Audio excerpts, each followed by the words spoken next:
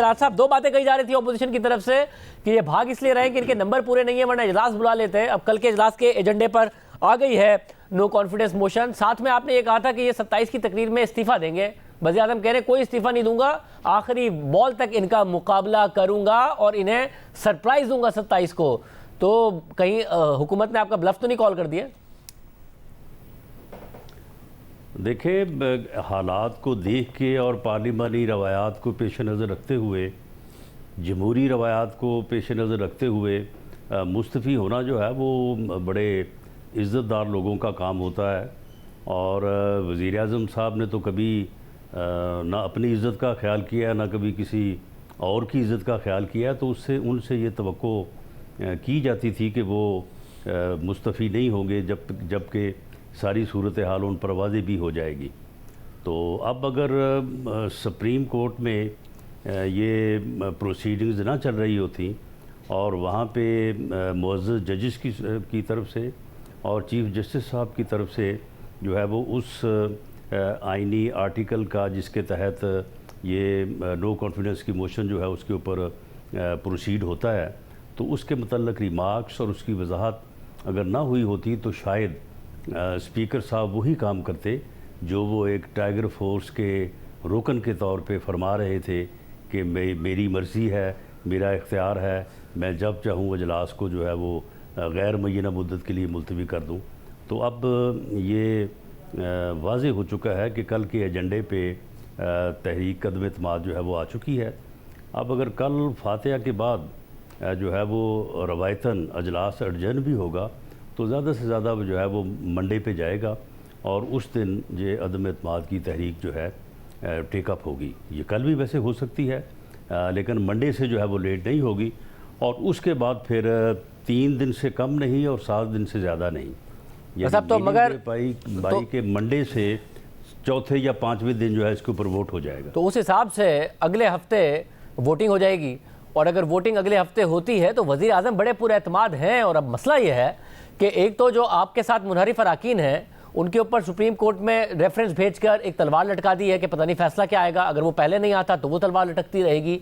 दूसरा, फवाद चौधरी साहब कह रहे हैं कि जो मुनहरिफ अराकीन टीवी पर आए थे उनमें से 5 से 6 ने तो वापस रब्ता भी कर लिया है और वज़ीर आज़म कह रहे हैं इत्तेहादी भी हमारे साथ ही जाएंगे, उन्होंने भी कोई ऐलान नहीं किया है। तो अभी तक सूरत हाल 50-50 नहीं है।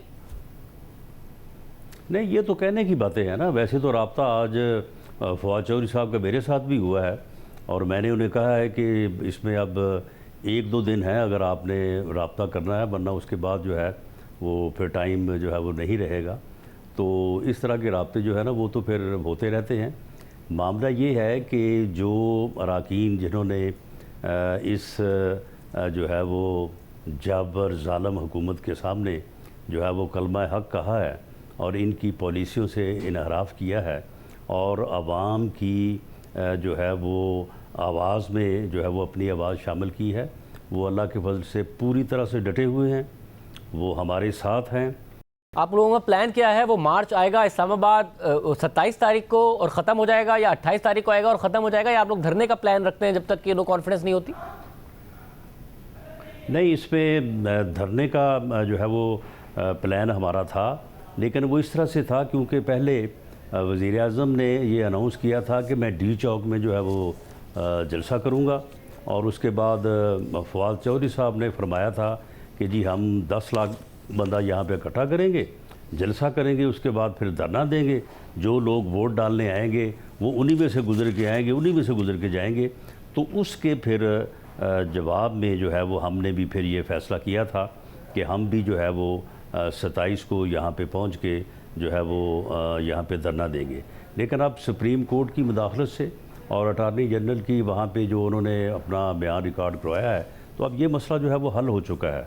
अब डी चौक में कोई जलसा होने नहीं जा रहा, कोई वहाँ पे धरना होने नहीं जा रहा, कोई किसी को नहीं रोकेगा और तमाम मेंबरान को सुप्रीम कोर्ट की वाज़ेह हदायत की रोशनी में जो है वो वोट डालने के लिए आने जाने में कोई रुकावट नहीं होगी, उन्हें पूरी आज़ादी होगी, उनका वोट डाला जाएगा, उनका वोट गिना जाएगा और उसके बाद जो कॉन्सिक्वेंसेस जिस तरह से आर्टिकल 63A में है उसके ऊपर सुप्रीम कोर्ट ने कहा कि फिर ठीक है बाद में देखा जाएगा। मगर राज साहब, अब मसला वज़ीर आज़म ने कहा कि आप लोगों ने सारे कार्ड दिखा दिए हैं, मेरा ट्रम्प कार्ड अभी मौजूद है, वो 27 तारीख को दिखाएंगे।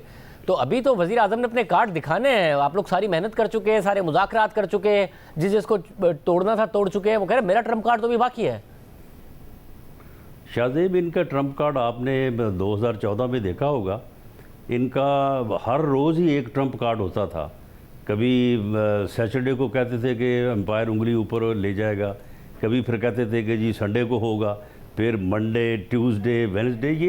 ये इनकी पुरानी आदत है कि इस तरह का ब्लफ करना, इस तरह की गुफ्तगू करना, जो बात करना उसके बाद उसके ऊपर कायम ना रहना, यू टर्न लेना, जो बात आज कर रहे हैं कल बिल्कुल उसके उल्ट करना, और जितनी यानी डिटाई से आज बात एक करना, उतनी ही डिटाई से उसको अगले दिन उसकी तरदीद करना या उसके बरक्स बात करना। ये तो इनका एक खासा है।